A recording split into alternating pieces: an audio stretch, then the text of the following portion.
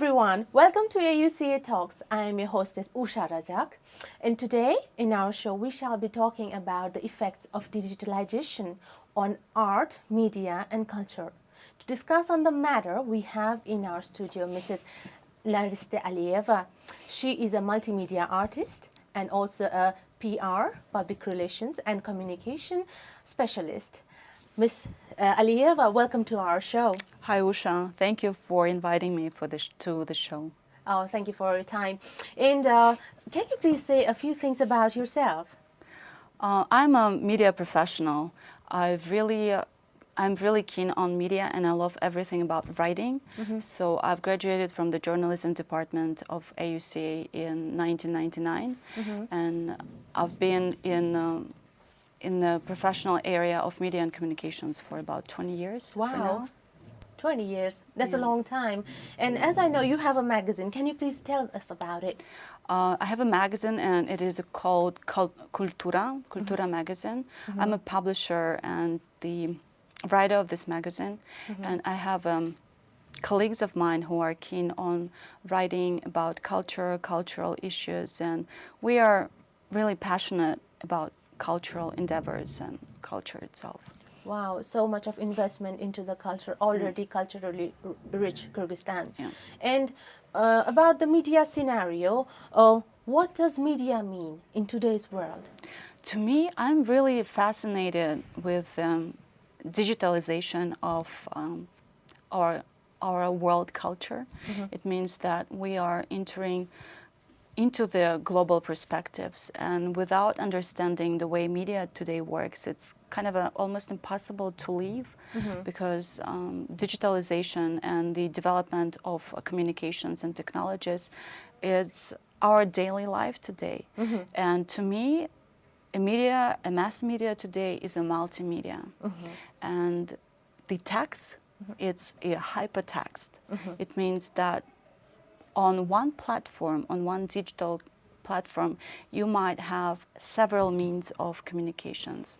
You might have an audio, a text, video, photography, and even animation. And this is a wonderful possibility to be involved in this. I consider it to be an ocean of multimedia. So at first, it's kind of hard for us to adjust to a new perspectives of the digital era, because you have to be multifaceted in this world. You are not able to survive anymore just as a writer. You have to have this multimedia storytelling. Oh, so yes. to me, media today is a multimedia storytelling. And this media convergence has taken the world over like a storm. It's inevitable, of course. And what about the scenario in Kyrgyzstan? You have seen the stages when it was all simple as it was, Absolutely. and now it is the media convergence has taken place. How would you explain that?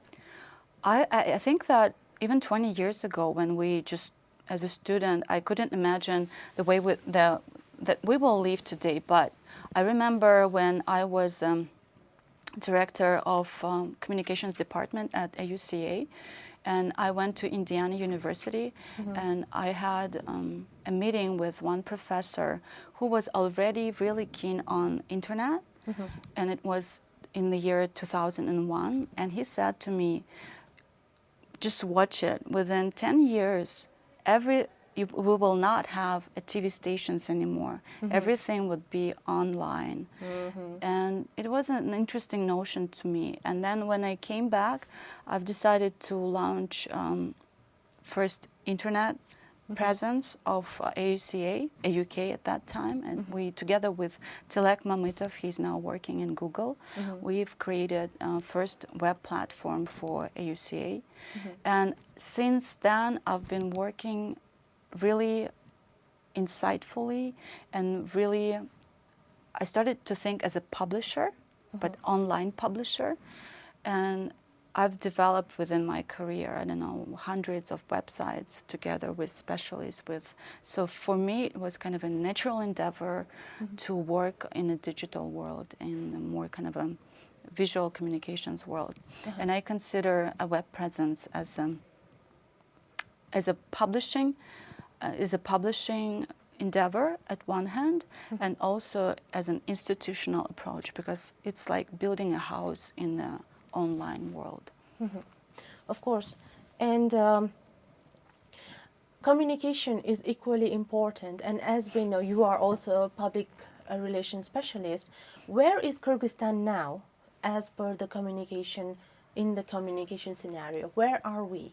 I think in Kyrgyzstan, from my personal perspectives, communications are taken really poorly. This is my view of the way communication specialists and the owners of the companies act, because most of the people consider public relations to be part of marketing or as an advertisement, when in its essence it's not. And in terms of audit and in terms of understanding the way people act and think, and in terms of research, I bet that a lot of companies do not invest on research. And therefore, most of the time when I think about black PR or some endeavors of unethical communications, it really hurts me. It hurts me as a professional, because we forgot what our ethics, and that public relations is not just a clip in the media. It's not just a paid clip in the media, and it shouldn't be like that. Okay, what is public relations for you? For me, public relations is a very ethical, very structurized approach to develop relations within several audience that are important for the communication success of the company. So therefore, to me, the relations here is kind of the basis of the basic service that we have to understand and we have to approach in order to have two-way communications with our audiences. And I really love the today's intentions of the digital world, that companies and nonprofit organizations and governmental organizations are unable to work in an old routine way when everything was too decentralized, and you would just put and send information to press or to public and not hearing feedback. Okay. Today we can hear this feedback immediately, and this is one of the kind of the strongest effect of the social media. And therefore, to me, social media is a part of a multimedia complex that public relations specialists should use. So for today, the understanding of the IMC, the integrative marketing communication rules, and the way how you can, to me, public relations is not just public relations. I consider my work to be the essence of strategic communications. So for today's world, it's not enough for a communicator just to write text. You have to be keen on digital endeavors. You have to be keen on the web. You have to understand how the photo process works, the videography. You have to be keen on as well as understanding how the insides of the web works. Because even for a journal, if you are a journalist or an editor, it's not enough just to write on paper anymore. You have to go outside, grab a camera, and make your report. And also you have to come to your work, to your computer, open all of the pages of the WordPress, for example, and you have to be keen on the insights, on the technological things of the digital tools. So it's a multifaceted world, and of course it's hard for a lot of people to adjust. A lot of PR professionals, a lot of journalists, and therefore,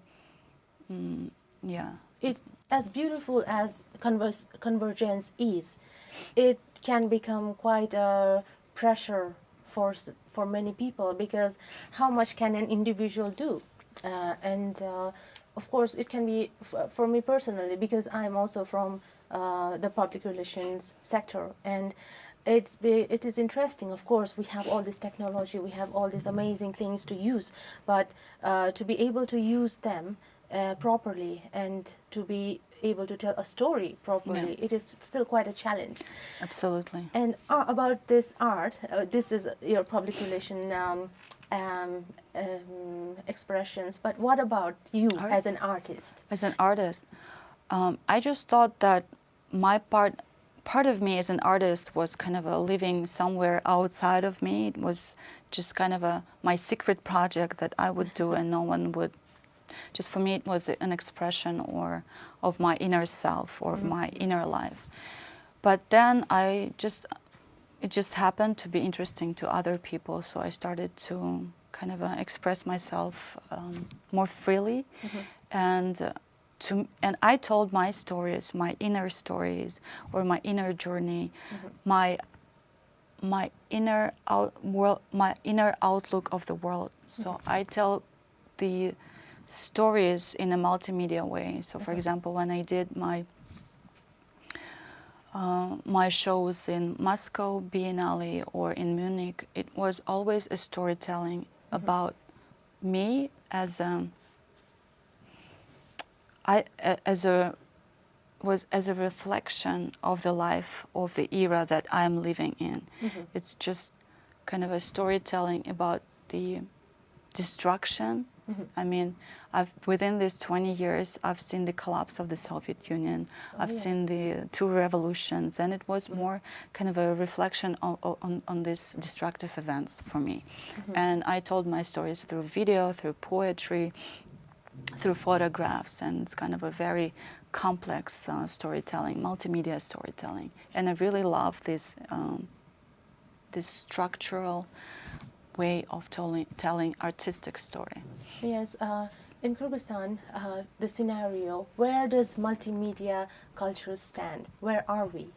Where are we? I think in Kyrgyzstan, I love Kyrgyz people, and I love how creative we are, and how most of the people, especially young generation, is keen on digital issues, is keen on seeing the picture not only from the point of view of one country, but more taking a global scope. So for that part, it's very very inspiring. But on the other half, with a digital era, we have such a notion as digital gap. So some part of the people it's only 10% who is intelligent, who is keen, who is multifaceted. They are kind of going ahead of the time. And on the other hand, the 80% of people are getting into the darkness. So they are becoming less educated. And this is the hardest issue that not only a public relations specialist, a journalist, or just as a citizen, you can acknowledge. If we will step outside of this beautiful educational system as AUCA, we will step outside, we can see this digital gap. How unconstructed, how poorly developed is our infrastructure, even for our city. How blind are we in terms of visual communications, in terms of design, arts, I mean, the way our the architectural look of our houses. And it's just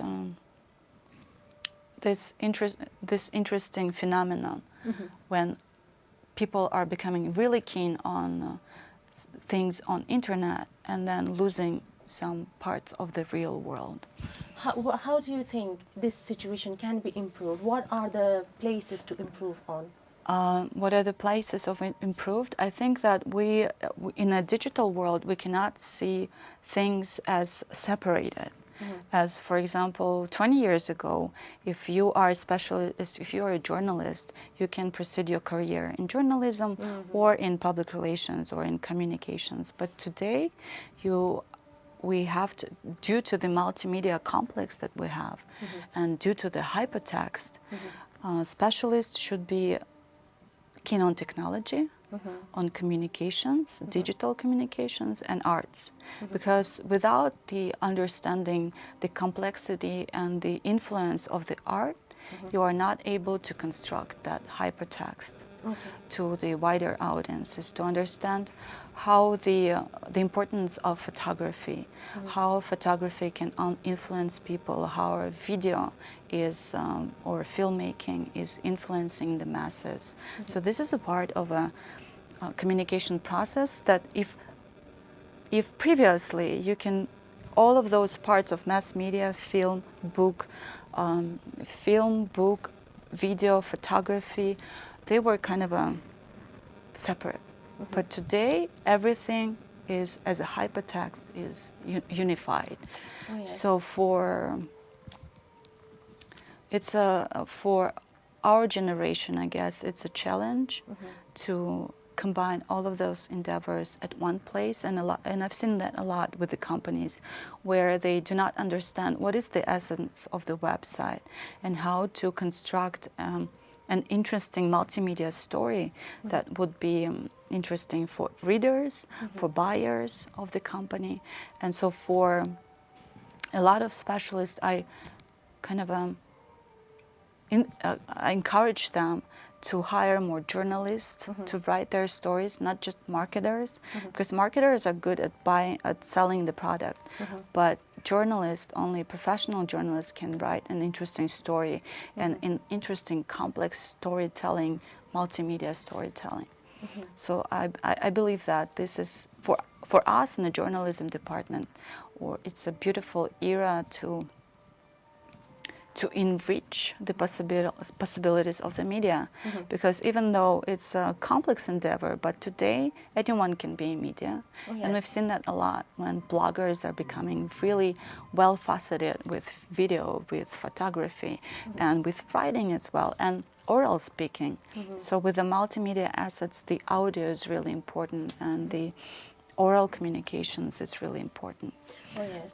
About selling and marketing, you have a magazine, and how do you think, what marketing strategy can media people adopt so that as to sell more, so as to gain more? To sell more, or within my organization, I do not consider it to be more of a selling process, but building a relationship. Building a relationship with people is more important to me than profit. But profit, of course, because without the profit you are not able to survive, and we are learning to be better at selling. But with new digital world, it's just interesting that at first it is important to build a community. And in Kyrgyzstan, it's kind of also a new issue. Because previously, like 20 years ago, when it was a USSR, there wasn't that assets as community building, because everything was controlled by a political party, for example.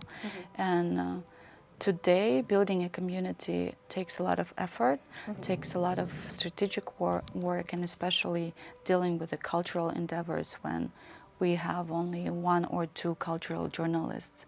And therefore, for me, the basic thing is to write a story, to write a story that will live not just for a day, because for my magazine, we are not concentrated on newsmaking or on reporting. It's more on more analytical or creative writing materials that can live not a year, but 2 or 3 years that we can publish. Oh, wow. And readers can, and what is good with the digital world, that if you are placing your material, it can live not for a day or an hour or a second, it can live for years. Wow, okay. And this is very interesting, even from a public relations specialist's point of view. It must be easy for you to build that relationship.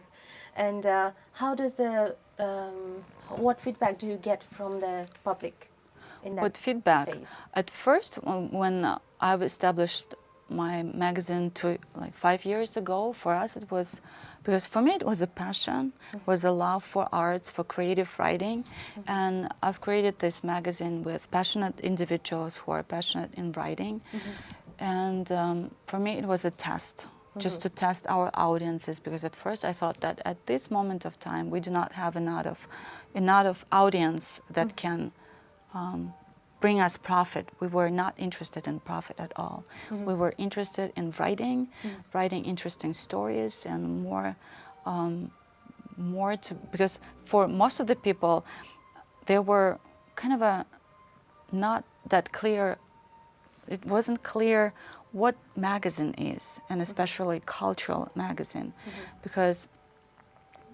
I believe that in Kyrgyzstan the power of the magazines there, it's underestimated, because even when I was a child in the Soviet era, there were not that much magazines as, for example, in the United States or in Great Britain, for example.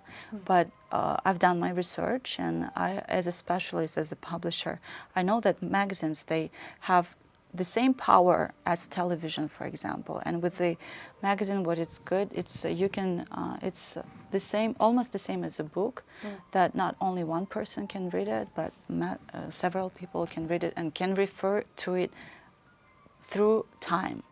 So through years and years, you can refer to the materials of the magazine. And it was an interesting endeavor for me as a researcher, as a scholar. So for me, it was kind of a passion and a scholarly event to understand how this kind of publishing media approach works.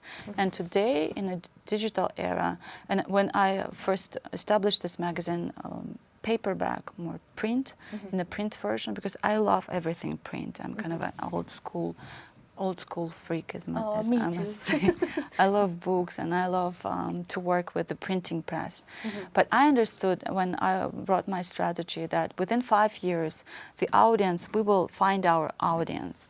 And the Kyrgyz audience will be also ready to the culture, to more creative industries, would be more prepared. Would be ready for such kind of materials. And for me, I understood that anyways I would have to turn to digitalization. But I love print. So I've started with print, and it was a good tool for me to use. And right now we are more digitalized, and we have our web presence. But what is good when you are taking more of that old school approach in writing, especially, so we have more than 200 articles about art and culture, and we can publish them online time after time. So, and what's good with those materials, that we try to write things that will have its value through time. And we see that audience actually can read it and can reflect on that. So it's more kind of a reflection based for people to think. It's more about long read. And I would love to explore the possibilities of the digital communications, of writing in a more long read and multimedia assets. So, for example, right now I'm exploring the possibilities of ReadyMag. It's a beautiful platform, especially how we can put some of the stories that we've made, which we have with photo, with videography, and with beautiful text, but how to make it within the ReadyMag, so it would be kind of a very smooth and moving story. That's what I love, the moving image, the moving story, the moving text that multimedia storytelling is giving us. Story in motion. Yeah, story in motion. That's wonderful. That's very lovely. Thank you so much for sharing with us your perspective and your experience. And we wish you all the best. Thank you, Usha. Thank you very much for this interview. Well, that was Miss Nariste Alieva, a very experienced person, and we got to learn a lot about the media, the culture, and the digital age that we have come to. And thank you so much for your attention, and we shall see you again in our next episode.